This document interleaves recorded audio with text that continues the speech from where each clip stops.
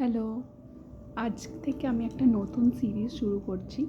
এটাতে যারা দেখছে তাদেরও উপকার হবে এবং আমার উপকার হবে। সেটা হলো রিড উইথ মি। এই জিনিসটাতে আমি যে বিষয়গুলো পড়বো, জানবো, সেগুলো তোমাদের সাথে শেয়ার করে নেব।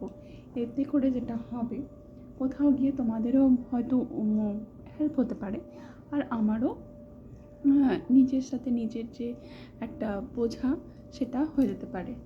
তো without further do, let's get started. তো আমরা আজকে যে জিনিসটা নিয়ে আলোচনা করব বা যে জিনিসটা সম্পর্কে জানবো, সেটা হলো ওড টু নাইটেঙ্গেল। এটা ভীষণ ইম্পর্ট্যান্ট। আমার মনে হয় যে যে কোনো ইউনিভার্সিটি, যে কোনো জায়গায় ওড টু নাইটেঙ্গেল এই কবিতাটি আছে। তো যাই হোক, আমি বেশি ঘাটাচ্ছি না, বেশি হিজিবিজি পড়বো না, একদম ডিরেক্ট পয়েন্টে চলে যাচ্ছি। Ode to nightingale, written by John Keats. So before jumping into the main topic, we should learn about the poet. John Keats, তিনি তার যে ক্রোনোলজি আছে সেটা তো ইম্পর্টেন্ট, বাট যদি আমি পুরো স্টোরিটা দেখি সেই হিসাবেও ইম্পর্টেন্ট। তো যাই হোক, যে কোনো রাইটারের ক্রোনোলজিটা জানা দরকার। জন কিটস, তিনি জন্মগ্রহণ করেন 1775-এ, 1775, এবং উনি মারা যান 1821-এ। আর এই কবিতাটা 1819-এ পাবলিশড হয়। ঠিক আছে, তো বোঝাই যাচ্ছে 1821-এ উনি মারা যান, তার 2 বছর আগে এটা পাবলিশড হয়, রিটেন অ্যান্ড পাবলিশড।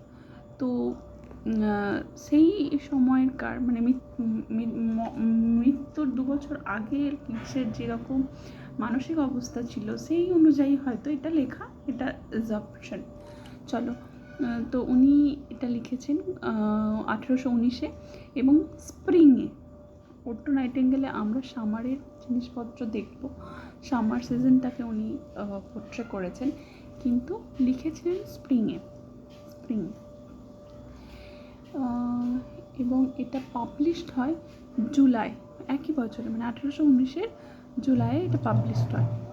এবং যে ম্যাগাজিনটায় পাবলিশড হয়, সেই ম্যাগাজিনটার নাম ছিল অ্যানালস অফ দ্য ফাইন আর্টসে এটা পাবলিশড হয়। এটাই হলো।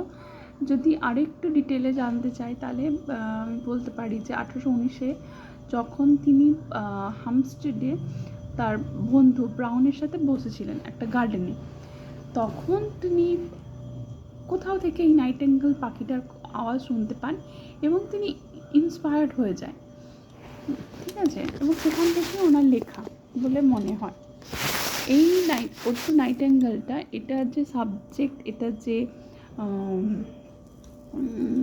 বিষয়বস্তুটা আছে সেটা তো আমরা জানবো, কিন্তু যদি অ্যাজ আ সামারি বলা যেতে পারে যে তিনি হঠাৎ করে এই নাইটেঙ্গেল পাখিটার গান শুনেছেন, তার আওয়াজ কানে এসেছেন, এবং তিনি নিজের সাথে নাইটেঙ্গেলের কোথাও তুলনা করছেন যে নাইটেঙ্গেল পাখি, একটা পাখি, সে এত এত জয়ফুলি গান করছে, তার কোনো চিন্তা নেই, কোনো ভাবনা নেই, কোথাও থেকে পালিয়ে যাওয়ার নেই।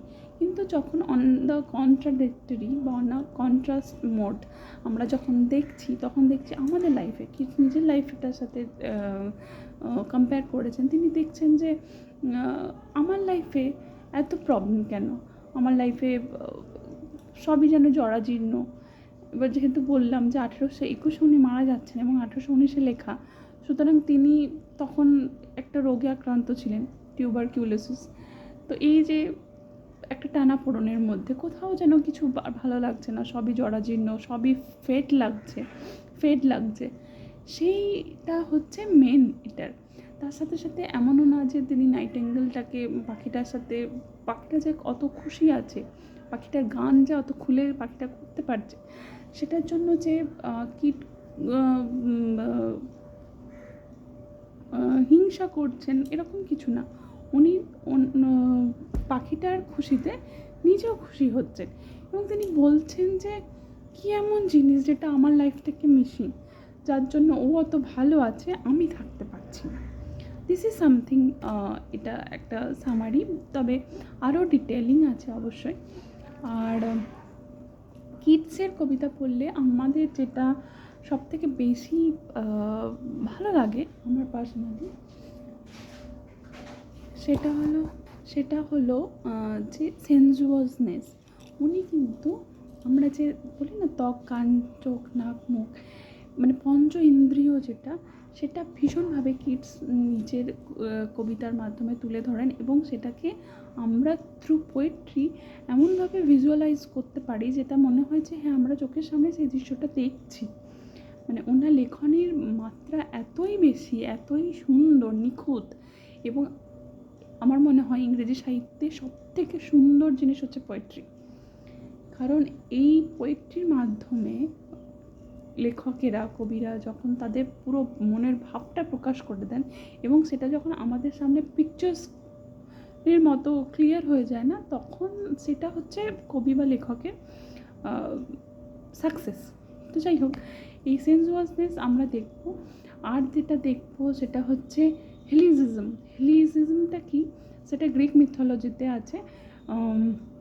কিডসের যে কোনো লেখা পড়লে আমার মনে, কিডস ছিলেন অন্য যুগের, কিন্তু গ্রিক মাইথোলজি, গ্রিক সভ্যতা, জিনিসপত্র কিডসের মধ্যে ভীষণভাবে পরিপূর্ণ ছিল। কোথাও মনে করা হয় যে তিনি ওই মাইথোলজিটা বা ওই সেন্টিমেন্টটাতে খুব বেশি আসক্ত ছিলেন, ভালো লাগতো হয়তো কিডসে।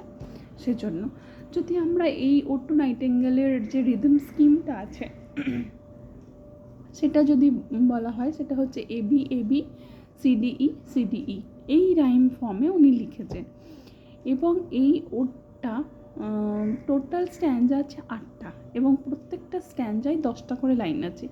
এইগুলো এক্সামের পয়েন্ট অফ ভিউ থেকে খুব ইম্পর্টেন্ট, কারণ আমরা যখন একটা কবিতা পড়ি তখন মনে হয় যে হ্যাঁ, এটা আমি তো জানি, কিন্তু যখন ওই একটা কবিতা থেকে, অনেকগুলো কবিতার মধ্যে, অনেকগুলো লেখার মধ্যে এক্সামে একটা পিন পয়েন্ট তুলে দেয়, তখন কিন্তু একটু সমস্যা হয়ে যায়। এই 1890 1819 পাবলিশ হলো, তো সেখানেই যদি 1980 করে দেয়, কোথাও আমাদের সিঙ্ক্রোনাইজেশনে ভুল হয়ে যায়, ভুল হওয়ার সম্ভাবনা থাকে। তো এই জিনিসগুলো মনে রাখা আমার মনে হয় দরকার। তো উনি হ্যাঁ, 8টা স্ট্যান্জা আছে, 8টা স্ট্যান্জায় 10টা করে লাইন আছে, টোটাল 80টা লাইন হলো। এবং প্রত্যেকটা স্ট্যান্জার যে মিটার হচ্ছে আয়াম্বিক পেন্টামিটার, কিন্তু প্রত্যেক স্ট্যান্জার যে 8 নম্বর লাইনটা, অর্থাৎ শেষের লাইনটা, সেটা হচ্ছে আয়াম্বিকে আছে, আর এটা একটা প্রিফিক্সের মতো, ঠিক আছে। তো সেই জন্য এটা বলা হয় যে 6 সিলেবল, ঠিক আছে, পার লাইন রাদার দেন 10। 8টাতে 10টা সিলেবল হওয়ার কথা ছিল, কিন্তু যেহেতু লাস্ট লাইনটা প্রিফেসের মতো, সেজন্য 6টাই সিলেবল আছে।